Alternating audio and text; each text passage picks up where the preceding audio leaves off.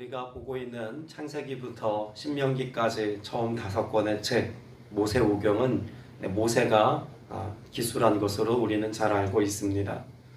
모세는 이스라엘 역사를 어떻게 정의하고 있을까요? 하나님께서 이 땅의 태초로부터 지금 모세가 그 다음 세대들을 이끌어 가데스 바네아에 있는 지금의 순간까지 모세가 바라보고 있는 이스라엘 역사를 한마디로 정의하고 있는 내용이 신명기 9장에 기록되어져 있습니다. 신명기 9장 24절 말씀을 같이 한번 읽어보겠습니다. 시작. 내가 너희를 알던 날부터 너희가 항상 여호와를 거역하여 왔느니라. 이 땅의 역사를 포함한 이스라엘의 역사를 한마디로 정의하자면 거역함의 역사였습니다. 단지 거역하였다, 말 듣지 않았다, 불순종했다, 단편적인 사실로만 정의할 것이 아니라 그 위에 나오는 23절 후반부에 보면 너희 하나님 여호와의 명령을 거역하여 뭐하지 않고 믿지 아니하고 그 말씀을 듣지 아니하였나니 라고 말합니다. 왜 그들은 거역하는 삶을 살 수밖에 없었을까요? 믿지 않았기 때문이고 그들이 믿지 않으면 말씀을 듣지 않았기 때문이라는 것입니다. 성경은 분명히 말씀합니다. 우리 믿음이 무엇으로부터 출발하죠? 믿음은 들음에서 납니다. 여기 듣는다라고 하는 말은 그저 누군가 강연하는 좋은 이야기를 듣는 정도를 말하는 것이 아니죠. 그것을 마음에 새기고 그것을 삶으로 적용하여 오늘의 삶으로 살아내는 것까지를 포함하는 순종의 역사를 말하는 것이 듣는 것입니다. 때문에 하나님께서는 신명기 말씀을 통해서 이스라엘 백성들에게 끊임없이 무엇 하실까요? 들으라고 명령하십니다. 그래서 신명기를 가장 잘 설명해 주고 있는 말이 있다면 쉐마 이스라엘입니다. 이스라엘아 들으라입니다. 이스라엘 백성들에게 하나님은 지금껏 말씀하셨지만 오늘 이스라엘 백성들의 그 자녀 세대들이 가나안 땅에 들어가 온전한 믿음의 삶을 살도록 하시기 위해서 하나님은 명령하십니다. 쉐마 이스라엘. 그런데 오늘 이스라엘이라고 불리워지는 그 시작, 그 기원에 대해서 우리는 한번 되짚어 생각해 볼 수 있습니다. 이스라엘이라고 하는 이름이 처음 등장한 곳이 어디일까요? 창세기죠. 야곱이라고 하는 그 고집스럽고 자신의 힘과 능력으로 무언가 이루려고 했던 그 야곱의 삶을 하나님이 야복강에서 강력하게 만나주십니다. 그리고 그가 천사와 씨름을 했죠. 그리고 밤이 새도록 천사와 씨름했던 그날 환도뼈가 위골되어지고 걷는 것조차 불편한 철저히 무너짐의 때를 경험합니다. 그리고 이렇게 말하죠. 창세기 32장 28절에 그가 이르되 내 이름을 다시는 야곱이라 부를 것이 아니요 이스라엘이라 부를 것이니 이는 내가 하나님과 및 사람들과 겨루어 뭐하였습니다? 이겼습니다. 여러분 이 말씀이 야곱이 하나님과 겨루어 이길 만큼 대단한 사람이다 이걸 지금 말하는 걸까요? 아니죠. 하나님의 저주심입니다. 하나님의 은혜를 이야기하는 것입니다. 아무 능력도 없고 아무 실력도 없고 자기 고집스러움으로 점철된 인생이었던 야곱을 하나님이 저주심을 통해서 하나님이 야곱 편이 되어주시고 야곱과 함께 해주심의 은혜의 역사가 비로소 시작되었다는 것이죠. 그건 무엇으로 말미암아 가능했던 일입니까? 그 무력하고 나약한 야곱이지만 하나님만을 붙들려고 했던 그 중심을 보시고 하나님이 저주심의 역사를 가능케 했다는 이야기입니다. 그러면 애초에 이스라엘이라고 하는 이름 안에는 무엇이 있을까요? 나의 가능성과 나의 능력과 나의 실력이 하나님 앞에서 포기되어짐의 존재라고 하는 의미를 갖는 것입니다. 성경에서 말하는 이스라엘은 한 민족을 지칭하는 말이기만 하지 않습니다. 하나님을 경외하며 예수 그리스도를 주로 고백하는 모든 하나님의 백성들을 포함하여 아우르는 말이 이스라엘입니다. 그러면 오늘 이스라엘아 라고 말할 때 이 이스라엘은 단지 한 민족을 지칭하는 말일까요? 아니라는 이야기입니다. 오늘을 사는 저와 여러분에게도 하나님이 너의 고집스러움과 제멋대로의 삶을 살고자 하는 그 인간의 완악함이 꺾여져야만 하는 존재다라고 하는 것으로 오늘 우리를 그렇게 불러주시는 겁니다. 그런 우리에게 하나님의 명령이 어떻게 주어졌습니까? 들으라입니다. 쉐마의 삶을 살라고 말씀하십니다. 왜 들어야 했을까요? 여러분 이스라엘 백성들의 역사의 실패 역사의 가장 중심에는 무엇이 있었을까요? 이스라엘 백성들이 지금 2세대들이 가나안 땅에 들어가기 바로 직전인데 그들의 1세대, 그 부모 세대가 어떤 시행착오를 거쳤기에 가나안 땅에 들어가지 못했습니까? 민수기 13장에서 12명의 정탐꾼이 돌아와 보고한 이야기 가운데 부정적인 고백을 했던 10명의 정탐꾼의 말을 무엇했습니까? 들었습니다. 그 말을 들은 거예요. 그리고 난 뒤에 민수기 14장에 보면 그 말을 들었던 이스라엘 백성들의 탄식의 목소리를 어떻게 기록하고 있을까요? 민수기 14장 1절 말씀에 보면 이렇게 기록하고 있습니다. 온 회중이 소리를 높여 부르짖으며 백성이 밤새도록 통곡하니라. 사람의 말에 귀 기울여는 살았던 부정적인 고백에 하나님의 말씀이 아니라 사람의 말에 들음으로 마음의 영향을 받았던 그들의 삶은 통곡의 역사였습니다. 실패를 인정해버리고 망연자실하여서 아무것도 이룰 수 없는 여기서 끝장난 인생이라고 정의 내리는 그런 슬픔의 역사였다는 것이죠. 그래서 하나님은 이스라엘 백성들에게 지금 들으라고 말씀하고 있습니다. 이제는 사람의 말을 듣는 것이 아니라 뭘 들으라는 이야기일까요? 하나님의 말씀을 들으라입니다. 왜 우리가 성경 읽기와 또 혹은 성경을 묵상하는 삶, 마음에 새기고 그 말씀을 쫓아 준행하는 삶을 살아가는 것이 중요할까요? 우리는 어쩔 수 없이 내 주변에 있는 사람들의 말에 마음을 뺏기고 또 여기에 영향을 받으며 살 수밖에 없는 존재들이기 때문에 그렇습니다. 여러분, 사람의 말에도요 능력이 있어요.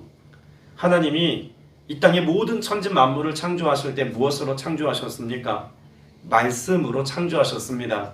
여러분, 성경에서 말씀은 곧 사건입니다. 말씀이 뭐라고요? 말씀은 사건입니다. 하나님이 말씀하시면 그대로 됩니다. 그러니 말씀은 사건입니다. 그런데 그것을 그 모습을 닮아 지음받은 인간의 삶에도 이 창조적 능력이 있습니다. 그걸 잘 증명해 주는 것이 아담이 에덴 동산에서 지나가는 모든 동물들의 이름, 그 눈에 보이는 것들의 이름을 지어 주었을 때 그대로 되니라의 역사가 있지 않았습니까? 하나님의 형상을 따라 지음받은 인간의 삶의 방식에는요 그 말의 능력이 있다는 것을 우리는 잘 알아야 합니다. 누군가 내게 들려주는 말, 영향력이 있다는 이야기예요.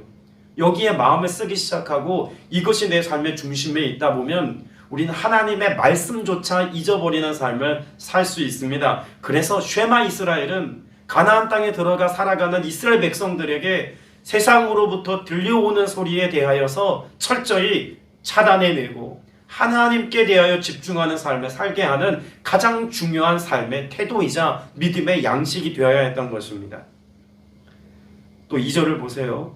크고 많은 백성은 내가 아는 안악자손이라 라고 말합니다. 안악자손 무슨 뜻일까요? 목이 긴 백성이라는 뜻입니다. 목이 길다. 사람이 이렇게 딱 쳐다보았는데 목이 길다는 말은 뭘까요? 그만큼 신장이 크다는 이야기입니다. 누가 봐도 기골이 장대한 그런 자손이라는 거죠. 그 크고 기골이 장대하여서 도무지 대항하여 싸울 수 없는 그 안악자손, 그들에 대하여 무엇했습니까? 내가 말을 들었나니입니다. 여러분, 이것은 세상이 안악자손에 대하여서 해석해 주는 말을 익숙히 들어왔다는 이야기입니다. 그런데 그 내가 들어왔던 이야기를 가지고 그들을 상대하는 것이 아니라 이 땅을 정복하고 차지하기까지 그런 안악자손에 대한 세상의 해석과 세상에 대한 정의가 아니라 무엇을 가지고 나아갑니까? 하나님이 지금 무엇 하려고 하시는지, 하나님이 이들에 대하여 무엇을 선언하셨는지 그들에 대한 하나님의 해석을 가지고 나아가야 한다는 이야기입니다. 그게 3절의 말씀이죠. 오늘 너는 알라, 내 하나님 여호와께서. 여러분, 이게 중요합니다. 내 하나님 여호와께서 맹렬한 불과 같이 내 앞에 나아가신즉 하나님이 앞서가신다는 것입니다. 그 여호와께서 뭐 하시겠다고요? 그들을 멸하사 내 앞에 엎드러지게 하시리니 여호와께서 무엇하신 같이 내게 말씀하신 같이. 자, 그럼 3절은 하나님이 무엇을 이루시겠다는 말씀이죠? 말씀하신 것을 하나님이 이루시겠다입니다. 앞에 제가 먼저 말씀드렸던 것처럼 하나님의 말씀이 사건되게 하시겠다는 이야기죠. 그러면 우리는 무엇을 붙잡고 나아가야 합니까? 하나님의 말씀이 내 삶의 중심에 있게 할 뿐만 아니라 이걸 붙잡고 나아가야 돼요. 그래야 무엇이 있습니까? 여호와께서 맹렬한 불같이 앞서 나가셔서 이기시는 은혜의 역사들, 그 승리의 역사, 땅을 차지하게 하신 여호와의 축복, 이것을 내가 경험한다는 이야기입니다. 말씀을 붙잡고 살아가는 사람에게는 이런 은혜가 있습니다. 그런데 하나님의 말씀이 들리지 않는, 그래서 내가 알고 있는, 이전에 말한 것처럼 내가 알고 있고 내가 익히 들어왔던 사람들의 해석을 가지고 오늘을 살아가면 우리는 실패의 역사를 쓸 수밖에 없다는 이야기입니다. 기억하십시오? 오늘 여러분의 중심에 두신 하나님의 말씀이 무엇인가? 내게 오늘 또다시 말씀하시는 오늘의 말씀을 붙잡고 사는 여러분 되시길 축복합니다. 오늘 말씀에 보면 3절의 시작이 어떻게 합니까? 오늘 너는 알라입니다. 오늘 너는 알라. 과거에 들려왔던 이야기가 아니라 과거에 하나님이 어떻게 역사하셨고 어떻게 말씀하셨는가, 이것도 중요하지만 그 말씀이 오늘 나에게 어떻게 주어졌는지, 오늘 내게 하시는 그 주님의 말씀을 오늘 듣고 나아가야 한다는 이야기입니다. 누가복음에 보면 예수님께서 마지막 때에 관하여 말씀하시면서 이렇게 말씀하신 내용이 있습니다. 누가복음 21장 9절에 난리와 소란의 소문을 들을 때에 두려워 말라. 마지막 때의 모습은요, 끊임없이 무엇이 무성한 세대입니까? 소문이 무성한 세대입니다. 사람의 말이 난무한 세대입니다. 하나님의 말씀이 없는 것 같이 느껴지는 세대입니다. 하나님의 말씀은 그저 허무맹랑한 우화 속의 이야기처럼, 신화 속 이야기처럼 치부되어지는 세상입니다. 그래서 사람들은 끊임없이 세상에 대한 두려움으로 살아간다고 주님이 말씀하시죠. 언제 두려워하지 말라라고 하는 말씀이 우리의 삶에 성취되고 경험될까요? 하나님의 말씀을 마음에 두고 그 말씀이 우리의 삶에 앞서 행하시는 것을 눈으로 목도하고 목격하고 살아가는 사람에게는 두려움이 자리할 수 없는 것입니다. 4절에 보면 내 하나님 여호와께서 그들을 내 앞에서 쫓아내신 후에 내가 신중에 이르기를. 여러분 3절까지 말씀은요, 하나님의 은혜에 대한 말씀입니다. 하나님이 차지하게 하시고 하나님이 그 모든 땅을 기업으로 주시고 하나님이 승리케 하실 것이고 맹렬한 불과 같이 내 앞에 나아가신 곧 하나님의 행하심을 부정할 수 없을 만큼 선명하게 하나님의 역사를 하나님이 드러내시겠다는 말씀입니다. 그런데 그런 하나님의 역사를 경험한 하나님의 자녀들이 그 마음에 뭐라고 말하며 나아가겠다고 말합니까? 4절 후반부에 보면 내 공의로 말미암아 여호와께서 나를 이 땅으로 인도하여 들이셨다라고 생각하지 말라는 이야기입니다. 쉽게 말하면 내가 잘나서 그 땅 차지한 게 아니라는 이야기죠. 5절에서도 똑같이 강조하여 말씀합니다.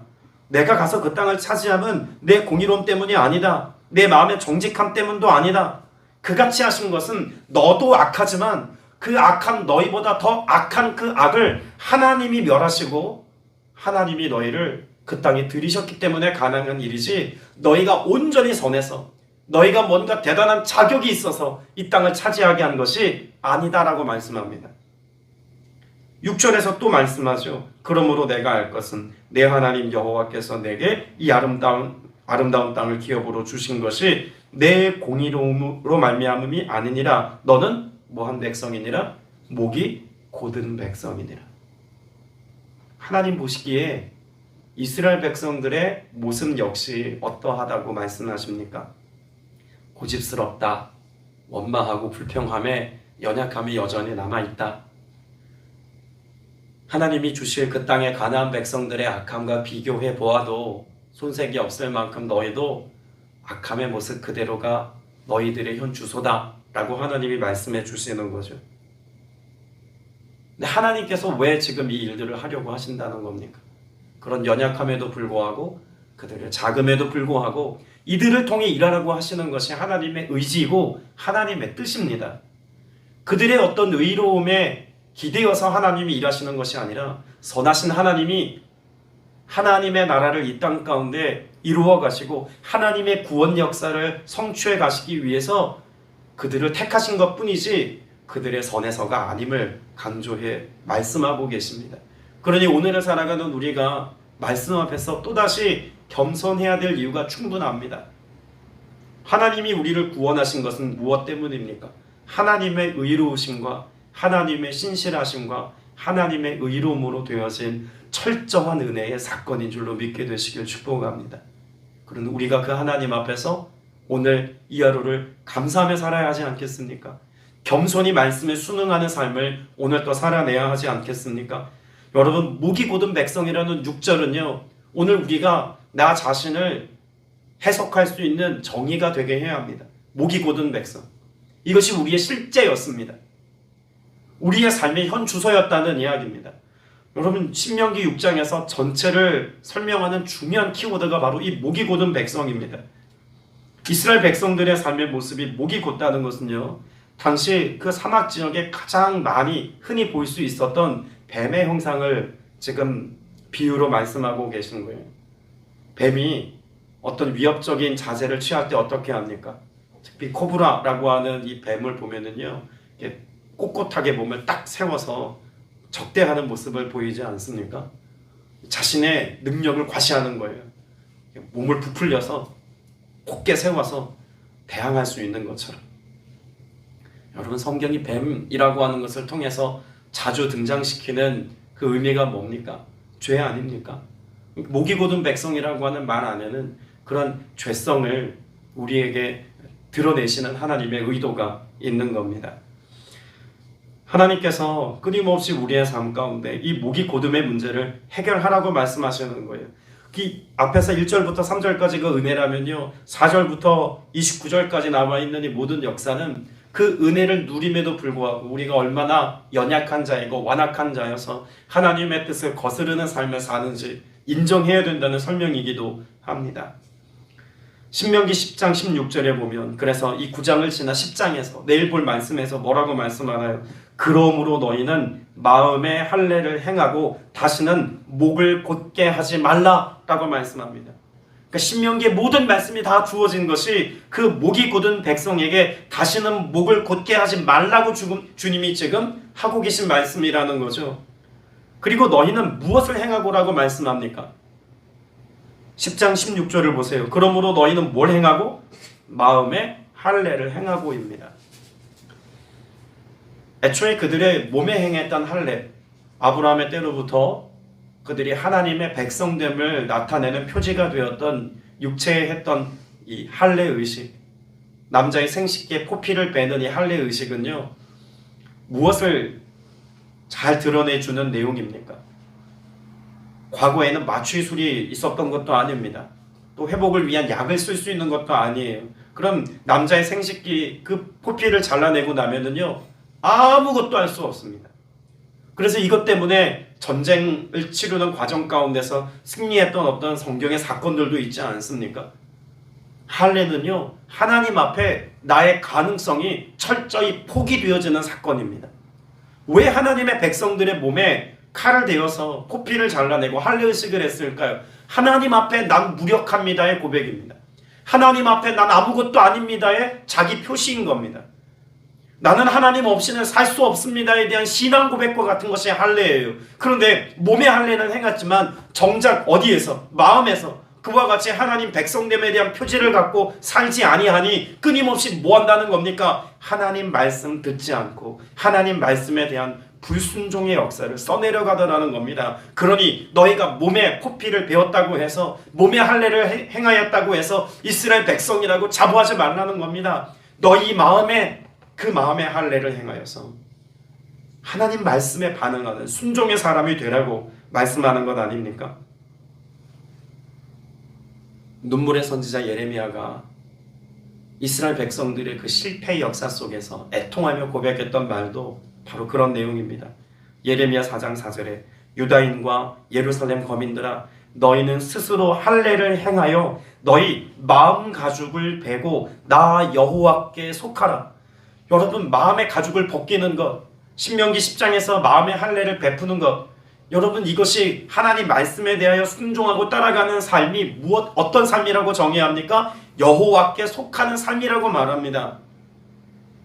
다시 말하면요, 그들이 유대인으로 태어났어도 하나님을 경외하는 마음 가지고 말씀에 순복하며 살아가지 아니하면 기꺼이 하나님의 백성에 하나님께 속하여 살아가는 자라 자부하지 말라고 애통하며 지금 고백하고 있는 것입니다. 오늘을 사는 우리 그리스도인들에게도 이 말씀을 좀 적용해 봐야 하지 않겠습니까? 문의는 교인입니다. 주일이면 성전에 나와 예배드리고 비골 안에 종교를 물으면 기독교인이라고 씁니다. 그런데 여러분 마음의 할례를 받으셨습니까? 하나님 말씀에 대한 갈망을 가지고 그 말씀에 순응하며 그 말씀을 이루는 기쁨을 맛보며 그 은혜를 누리고자 하는 그 믿음의 본질을 따라 살아가는 하나님의 거룩한 백성 되어 오늘을 사는지, 오늘이라고 말하는 이때에 나는 과연 알고 살아가고 있는지를 점검해 볼 수 있기를 소망하고 축복합니다. 여러분 올 한 해 하나님께 속하여 살게 되시기를 바랍니다. 여러분 신약 성경에서 이 마음의 할례를 뭐라고 정의하고 있습니까? 성령으로 그 마음의 세례를 베푸심을 곧 마음의 할례라고 신약은 말씀하고 있습니다. 왜 우리가 성령의 사람이 되어야 합니까? 그 마음의 할례를 받는 것이야말로 우리의 삶에 하나님의 말씀을 준행하여 따라가는 삶의 태도이기 때문에 그렇습니다. 사도행전 7장 51절을 보시기를 바랍니다. 목이 곧고 마음과 귀에 할례를 받지 못한 사람들아, 너희는 항상 성령을 거슬려 너희 조상과 같이 너희도 하는도다라고 말합니다. 하나님을 거스르는 삶이 목이 곧고 마음과 귀에 할례를 받지 못해서라고 말씀하죠. 그래서 성령을 거스르고 하나님의 뜻을 반하는 삶을 살게 되는 것이 인간의 본성을 따라 살아가는 로마서 7장의 몸에 속한 삶인 겁니다. 이 문제를 해결하기까지 예수 그리스도께서 오셔서 죄의 문제를 해결하셔서 우리의 모든 죄로부터 구원하셨고 구속하셨고 약속하신 성령을 선물로 주셔서 그 마음의 할례를 베푸사 우리로 하여금 하나님의 말씀에 순복하는 자, 하나님의 뜻에 따라가는 자가 되어지도록 성령께서 끊임없이 우리의 삶에 역사하고 계시다고 말합니다. 로마서 2장 29절에도 말하죠. 오직 이면적 유대인이 유대인이며 할례는 마음에 할지니 신령에 있고 의문에 있지 아니한 것이라. 그 칭찬이 사람에게서가 아니요 다만 하나님에게서니라. 사도 바울이 왜 그토록 성령 받으라고 성령의 사람이 되어서 성령으로 세례를 받아 그 마음의 할례를 받고 하나님의 영으로 충만하라고 말씀하고 있을까요? 그 신명기 9장에서 오늘 우리가 본 신명기 9장에서 그 가나안 땅을 차지하게 될 이스라엘 백성들에게 이것보다 중요한 것이 없다고 말씀하셨던 신명기 9장 10장의 말씀이 그 이스라엘 백성들의 삶에 이루어지려면 반드시 성령의 사람이 되어야 한다는 것을 사도 바울은 깨닫고 알아서 그 비밀한 것을 가르치려고 했던 것입니다. 신명기 30장 6절에도 보면 내 하나님 여호와께서 내 마음과 내 자손의 마음에 할례를 베푸사라고 말합니다. 그리고 그 뒤따르는 말이 무엇일까요? 너로 마음을 다하며 성품을 다하여 내 하나님 여호와를 사랑하게 하사 너로 생명을 얻게 할 것이니라. 신명기 말씀을 통해서 하나님은 목이 곧은 백성된 이스라엘 백성들에게 마음의 할례를 받아라. 하나님을 경외하고 하나님께 속하여 하나님이 이루시는 은혜를 맛보며 누리며 살아가는 믿음의 백성이 되라고 말씀합니다. 그리고 신명기 9장의 결론처럼 모세는 과거 이스라엘 백성들의 역사를 다시 한번 되짚어 설명하고 난 뒤에 그들이 지금 어떻게 살아야 하는지를 다시 한번 힘있게 이야기해 줍니다. 9장 29절 다시 한번 읽어봅니다. 시작. 그들은 주의 큰 능력과 펴심팔로 인도하여 내신 주의 백성 곧 주의 기업이로소이다 하였노라. 주의 기업, 주의 백성, 그것이 오늘 내 삶의 모습 되려면 앞에서 말씀 나누었던 것처럼 쉐마 이스라엘, 이스라엘아 들으라 라고 하는 삶이 가능해져야 하고, 그것이 가능해지려면 마음의 할례를 받아서 여호와께 속하여 그 말씀에 반응하고 순종하는 삶을 살아야 한다는 것입니다. 가나안 땅을 목전에 두고 있는 이스라엘 백성들에게 하나님은 이것보다 중요한 말씀이 없었던 겁니다. 앞에서 우리는 신명기가 레위기 민수기에 대한 주석이라고 말씀을 드렸죠. 무수히 많은 하나님의 명령이 주어졌어도 그 의미가 뭔지를 알지 못하면 그들은 삶으로 살아낼 수 없었기에 그 하나님이 율법으로 계명으로 주신 그 의미가 바로 이거야 라고 말씀해 주시는 가장 중요한 핵심 가치가 9장 10장에 기록되어 있는 말씀입니다. 오늘 이 하루도 그 마음을 다하여서, 뜻을 다하여서, 성품을 다하여서 주를 경외하며 믿음으로 사는 여러분 되시기까지 성령님 오셔서 내 마음을 새롭게 하시고 마음의 할례를 베푸사 주만 따라가는 삶이 되게 하여 주옵소서. 기도하시고 응답받는 은혜 있게 되시기를 주님의 이름으로 축복합니다. 기도드리겠습니다. 은혜가 풍성하신 아버지 하나님, 여전히 육신에 속하여 내 마음이 원하는 대로 내가 살아왔던 익숙한 삶의 방식대로 살아가는 것이 정답이라고 해석하며 살아가는 어리석음에 있지 않기를 원합니다. 오늘 내게 말씀하시는 그 말씀 앞에서 내가 겸손하며 그 말씀에 반응하여서 그 말씀을 믿음으로 하나님이 행하시고 이루실 일들을 오늘 경험하며 살기를 간절히 소망하오니 선명하게 나타나 그 불길 가운데 그 불꽃처럼 역사하시는 하나님의 역사를 우리가 실제 삶의 모든 순간에 경험하며 맛보며 누리며 살아가는 성도들 되게 하여 주옵소서.